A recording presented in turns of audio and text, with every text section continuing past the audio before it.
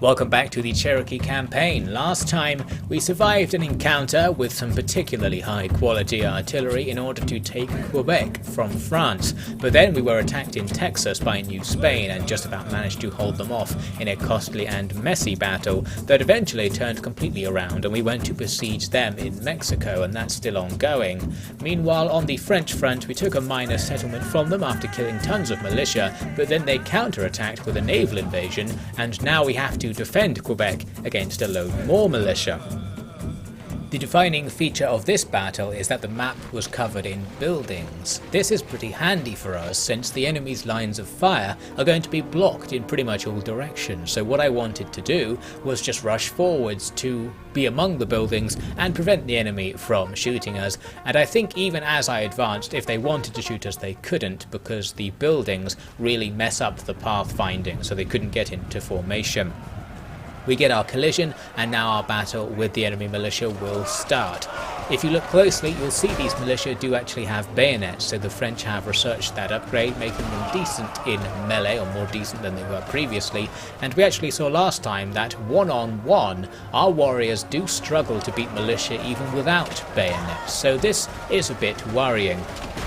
What we need to do is take advantage of the militia's low morale, need to try and outflank them or rear attack them or something, but this proved to be difficult, again because of the pathfinding. You can see a lot of my men are just wandering about over here rather than taking part in the battle. Some of the French appear to be there as well for some reason. What I needed to do was use my cavalry then to try and resolve the situation by rear-attacking units towards the exterior of the town, and then these men could go in to try and properly surround the enemy. I still didn't realise, by the way, that the enemy had bayonets, so I had no qualms about throwing my cav in against them, as I presume the bayonets actually do give them a bonus against cavalry. Fortunately, in this case, after a bit of grinding against this militia unit, we did rout it, freeing up an additional unit of infantry. My cav went after their general at the back, and the infantry were meant to crash into the back of that militia group over there, but the pathfinding strikes once again and they decided to go and join the party round the other side of the house, so that didn't work at all. The fight itself isn't going all that well. You can see from the tooltips we have taken substantial losses fighting the enemy, and really we don't seem to have any advantage in the melee. Both sides are just being ground down. Over here we have another smaller fight going on, but the annoying situation is that 3 enemy units of militia are wandering around to the rear of my men. These guys were about to shoot them, but they actually decided to stop and just act casual for a moment. I think they saw me looking at them or something, so that saved my men from a bit of trouble over there, and my cav are being forced to disengage all over the place as I realised the enemy actually have bayonets and are just killing all of them. Fortunately, over in the main fight, the enemy finally routed due to the losses inflicted upon them, and now we're going to free up all these units and start pushing on to go and take part in the other smaller fights. We also kill the enemy general at this point, perfect for a battle against mostly militia. Now their low morale will be even more of a problem. 1 unit routing there, but this other unit has us totally surrounded in this area, very nasty. I needed to save them with my cav, had to plough through some enemies to get to them. If you listen really closely there, you will have noticed we actually hit the enemy's trumpeter and he flew past the camera. I'll throw that clip on the end of the video or something for closer analysis. I just thought that was a bit strange, and indeed those cav do actually make it through to come and save our surrounded troops. That routs the enemy, and my men immediately start running off somewhere because the game's probably still trying to pathfind them to some place I gave them an order to go to at the start of the battle. Anyway, the fight was effectively over.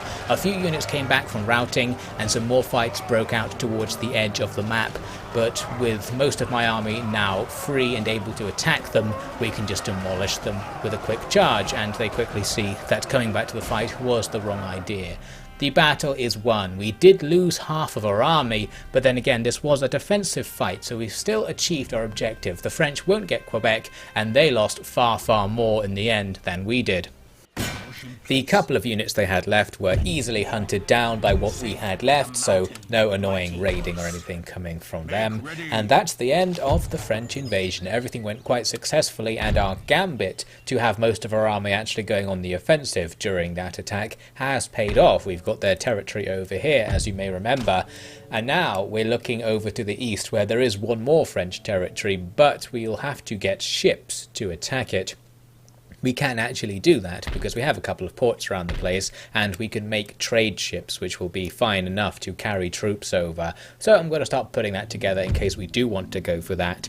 Now we're going to switch back to Mexico, where the new Spanish garrison has sallied against our besieging force, which is exactly what we needed since the enemy were fortified in there, and now we'll face them. Our army is much bigger than theirs, but the balance bar's even. Didn't really believe it, but we're going to have to fight it to see what happens. For my formation, I'm doing something pretty similar to what we've seen before, using my cav to bait the enemy towards a central position, which is also supported by our gunners, and then our warriors will be hidden on the flanks to envelop the enemy once they arrive. I'm also sending my cav to be behind the enemy, or a portion of my cav I should say, just to make sure their attention is split for the whole battle and to look for rear attacks later on. For some reason, this one unit of mob was hanging around completely separated from the rest of the enemy force, so I sent some cav to attack them. This actually wasn't all that successful, surprisingly enough. We didn't really kill enough of them to take down the unit with acceptable losses, those being approximately 0 against such a low quality unit, so I ended up just leaving them alone.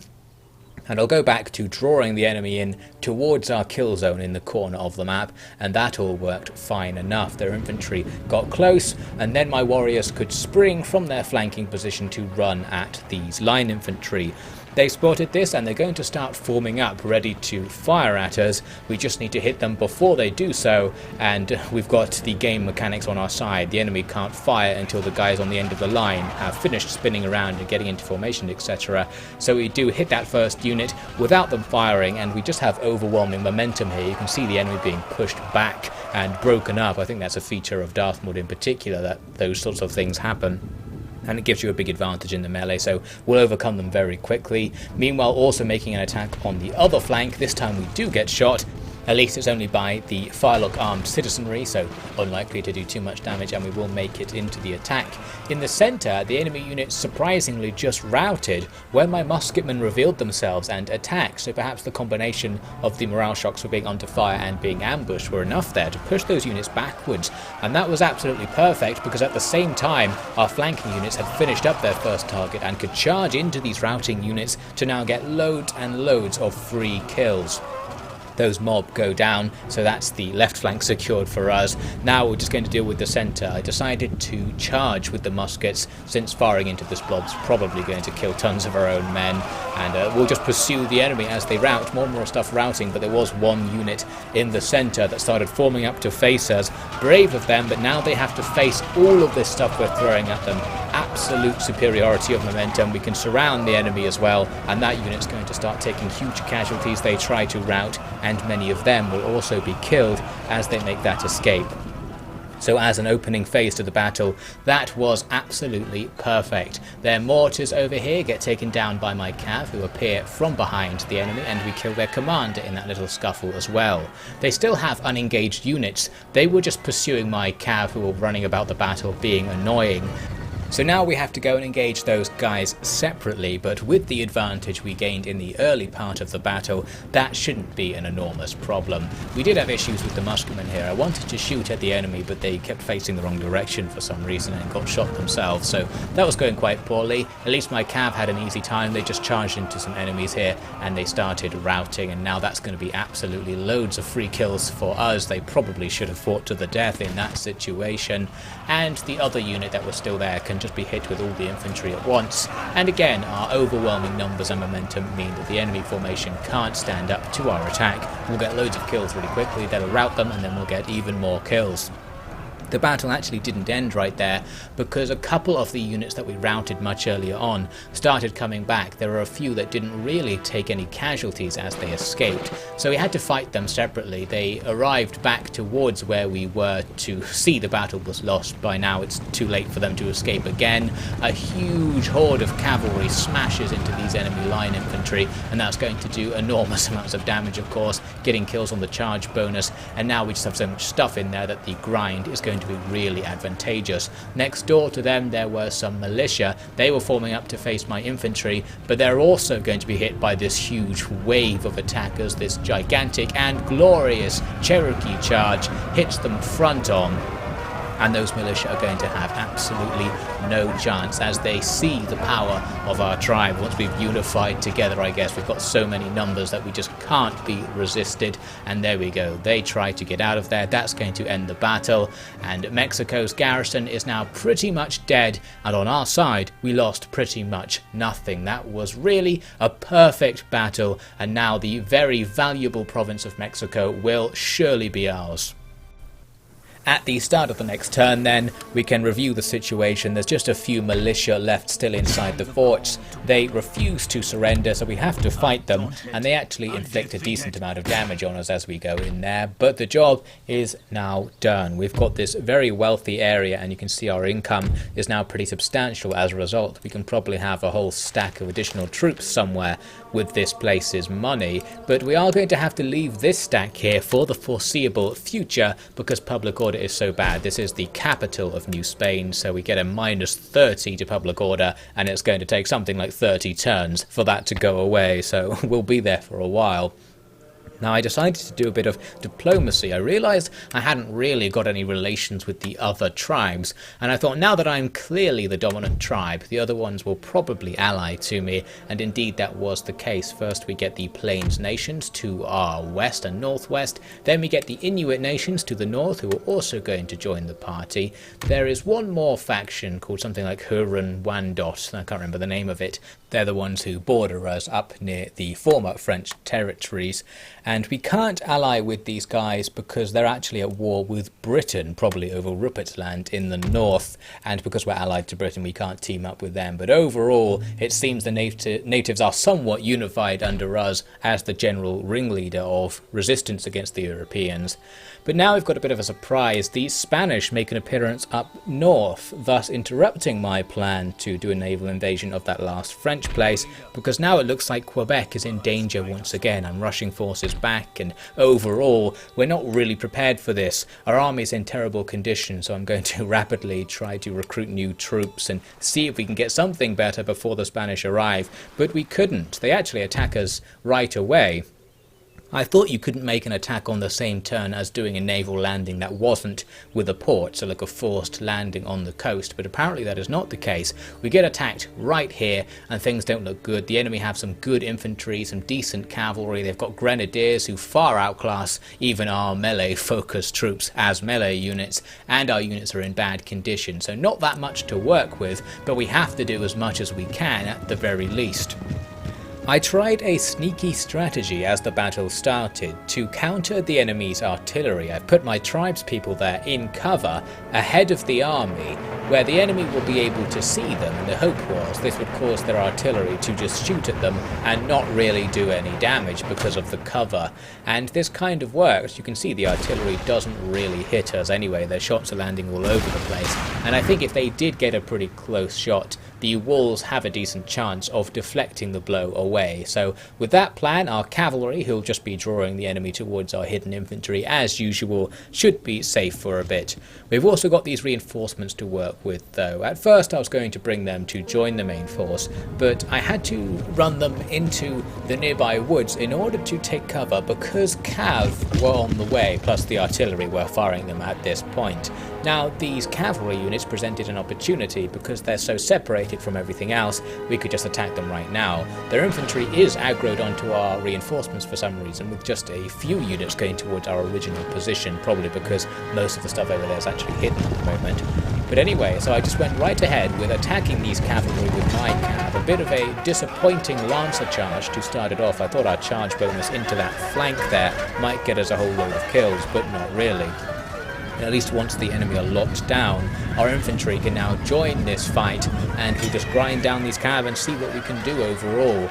There was another unit of cav and I had another unit of infantry, and this engagement started off really well because the enemy could have just destroyed us with a charge if they wanted to and easily wiped our unit out, but they were just maneuvering around and we managed to engage them without the enemy charging us, so that's absolutely perfect. Now, in a straight melee without the enemy's charge bonus being applied, our warriors should do okay. Here we are a bit later as the fight continues, and While we are grinding the enemy down quite well, our cavalry took a lot of casualties and had to escape from that battle, although they will come back later. And the other problem is that the enemy have reinforcements on the way. They can just throw more cavalry into the fight, even as that initial unit becomes quite heavily damaged. So it's not going all that well overall. As for the other fight with that other unit of cav, we were scraping a win essentially. We just about routed the enemy, although we lost almost all of the unit. Unfortunately, some nearby enemy line infantry spotted the situation and decided to just fire into it, killing probably both sides here. But for our very depleted unit there, that's going to be too much being shot at. We'll rout them and they are lost. So our original unit back over here is now very isolated indeed, and more cav are just ploughing into this melee, and gradually as we lose troops this unit routs as well, and they're going to be annihilated since the cav will run them down. Some good news though is that our cav that escaped from that fight earlier can now come and find the enemy's artillery, who had been just left behind in the middle as the enemy scattered across the map looking for us. So now we can get an easy kill, and whatever the result of this battle, at least they won't have this artillery left over for next time. Our cav actually struggled a tiny bit to kill their crew, but we are going to get them in the end. And as for our main force, our original force I should say, it's just about being discovered by the enemy now. They can see us here, and I was going to run away to try and draw things out, but I thought actually it's probably better to just attack them now, because soon the rest of the army from the other side of the battlefield will arrive, so we need to charge and start things off quickly. The downside to this was that the enemy weren't moving at that specific time, so they were able to get a volley off on us. They don't have fire by rank by the looks of things, so it's not too dangerous, and we didn't see any routes from those volleys, so now the melees will start. It's good news, but we already saw earlier in this episode that even against militia our men can struggle, and the Spanish here do have the bayonet upgrades as well, this time on line infantry, so this may be a fight that doesn't necessarily work for us. But there's no other choice at this point. We need to do as much damage as we can, and with rear attacks with our cav we can just rout the enemy and then kill them that way. However, there was this glitched unit of enemy cavalry actually protecting the enemy's flank. You can see this unit of cav is actually technically over here. They seem to have garrisoned it into a building that I guess didn't really work, and the rest of their men are just wandering around the map blocking things and being untargetable. Couldn't see through the windows to spot if any cav were inside there, but anyway. Ended up getting something of a rear attack using our tribesmen from earlier and a few of the cav who made it through, and this did indeed start causing routes, so we got some good kills there and were able to fold around and get more rear attacks in the area and try to even out this blob surrounding enemies in the centre to destroy them, and then facing off against the cav who were trying to push in there as well. So the fight just grinds on for a while, and here we are a bit later. We did defeat all of those initial units that we attacked, so that was great news, but still we do have the rest of the enemy army to face, and it happened to arrive just as we defeated all of those guys, so the fight is just going to continue straight on. No chance for additional strategy here, and here come those grenadiers, the all-powerful grenadiers with especially high melee stats. So both sides just collide, horses and men everywhere, a gigantic mess. No real orders we can give here. Our units are so small and they're all on the verge of routing that we can't try to get them out of the fight, because the rear attack that would technically entail for us will probably rout them.